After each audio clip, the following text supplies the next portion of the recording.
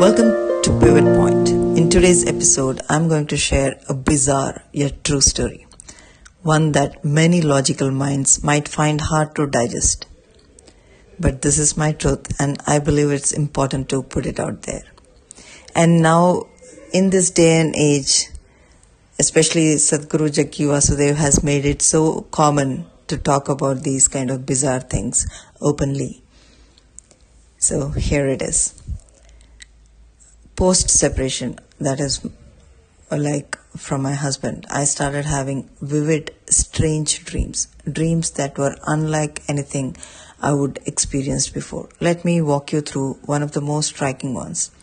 There was this dwarf-like figure, very short, dressed in an orange lungi. It was folded, and he was standing there in a narrow lane. There were lines of huts and it was forming a lane. There were two lanes. He wasn't quite I won't call him a sadhu, but he was, just because he was wearing that orange thing, I cannot call him that. He had a dadi and stuff like that, and he was very short, but he gave off that because of the dress, I can say. He kept he was chasing me and I was dodging him, right? From one lane to other, but somehow he came face to face and handed me a mango, chasing me down. But I didn't take it. I was just standing there. He was so short. He was shorter than me, and I didn't take, and then that's it. Because I didn't take it, that dream was like, it went away. So now I'm usually very conscious in my dreams, and I was fully aware that this was no ordinary offering. You see, I don't know who these people are, but they keep sending these type of dreams my way. It's like they are playing with my subconscious, trying to communicate something, or maybe even to manipulate me. I have had dreams where I'm sitting in what I can only describe as a roller coaster, a giant wheel with buckets attached, and one of the buckets I was sitting, it was black in color. The whole wheel was black in color, and that bucket was also black in color. So what they do, they just make me sit there and they rotate it, and there are so many other dreams where they make me lose things in my dreams, like whatever I'm holding in the waking life, like my handbags, handbags full of my wallets and money and all the stuff. I lose it, and I feel deep sense of regret. Oh my God, I lost it, like that. I have lost so many handbags over these years, in last decade or so, last 10 to 15 years. And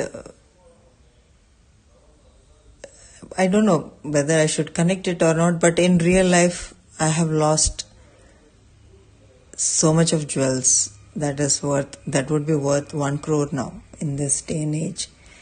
In one recent dream, a well-dressed man in a suit grabbed my handbag. This was just recent, like last night. Emptied its content and was tossing it away. It felt symbolic of how I've been stripped of things that over the time, This guy was well dressed in coat and suit. The last night's dream I'm talking about. And that's when I thought I should share all these things with you. There are so many dreams, I cannot go so much in deeper. But I'm just sharing with you that you can digest, Let me tell you about that dark figure. He kept appearing in my dreams for what seemed like ages, and then one day just disappeared. I have no idea who he was or why he stopped showing up. But now he doesn't come in my dreams. And let me tell you, be careful of what you accept in your dreams or what you give away, because they are not just meaningless wanderings of the mind, You see, when I was younger, my dreams were portals to beautiful otherworldly places. I would fly to places full of wonder, places I would never encountered in the real world. I will sit in a swing, one swing up, that's it. I'll go to the space. Then I will sit in a flight just to take off, just to take off. I'll sit in some prop, either a swing or a flight, and that's it. And then I'll fly so far away, you cannot imagine. And those places were so beautiful. Slowly, those beautiful dreams disappeared. After I got married, something changed. They didn't fade all at once, but I could feel them being blocked off as I got more involved in my husband's karmic energy. Marriage, as we all know, isn't just about sharing space. It's about sharing energies. When you sleep next to someone, you observe their energy, their karma. It's not something to be taken lightly. I stepped into this world and doing so lost a part of mine. The dream world that had once been there is no more. After the separation, though, the dreams came back, but not in the same way. Instead of flying to beautiful places, it felt like someone else was injecting dreams into my subconscious. It wasn't natural anymore. It was as though someone or something was trying to control my dreams, sending me a message I didn't ask for. And there are so many thoughts that has been planted, and I clearly know this is not my thought. This is been sent by someone, And these things are happening very often now, off late, and this has to be stopped.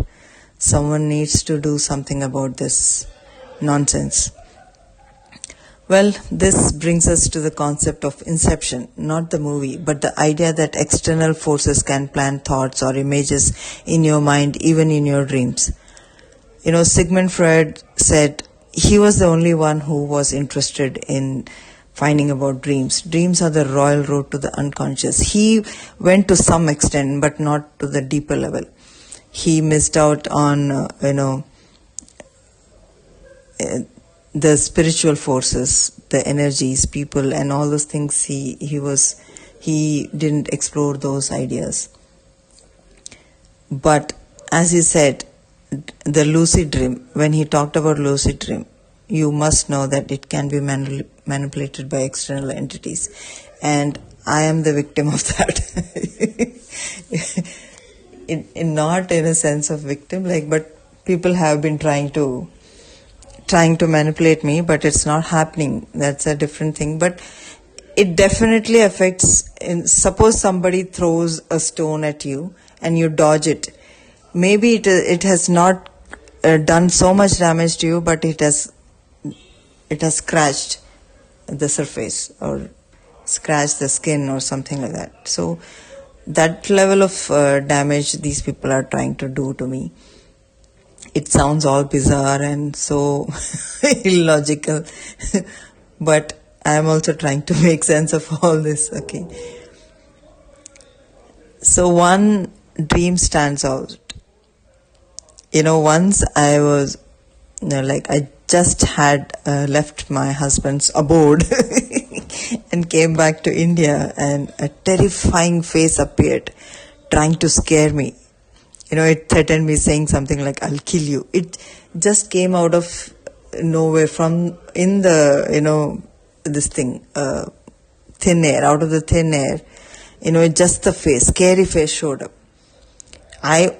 With my open eyes, I saw that. I stared it with disdain, refusing to let fear take control. And when these kind of things happen, something else shifts in me, and I cannot tell that what it is, but whoever is trying to do this, you have to know, you cannot touch me. And the face disappeared. It was gone just like that. That moment made me realize that the fear they try to instill is powerless if we don't allow it to control us. But let me tell you another thing. At the physical level, I'm not that this thing. They have injected panic attacks and stuff like that, and I don't know how to say that, but these things are happening, people, and we need to see what can be done. I don't know what can be done. I have really no clue what can be done, because these people are spineless people who are doing things from the back. Well, let's not go there. And here's the deeper truth. These forces weren't just trying to scare me. They were trying to convince me that I couldn't survive probably without a man in my life. I don't know what is their agenda, but let me tell you something. It's an absolute fallacy. There's this widespread belief that women need men for protection, that a man's presence somehow guarantees safety. But what about when the danger is coming from the man himself? The man who was supposed to protect me was the very source of the abuse I endured. So, no, I don't need a man to feel safe. In fact, I needed protection from these kind of people, these kind of ugly souls. This episode might feel unsettling, but it's the truth that many women need to hear. The danger isn't always outside. It can come from within your closest relationships. So don't let anyone convince you that you are incomplete without a man. The real danger lies in believing that's a false narrative. Also, I've been telling my son, those days, ancestral days, women were so abused by the men that they started cursing men, saying, you should come, next life you should come as a woman. And I feel now all the women are those women who were once man. And that's why women are talking about women power and there. So my son immediately said, then it means that the same soul is living the same kind of lifestyle, but in a different body. That's something very,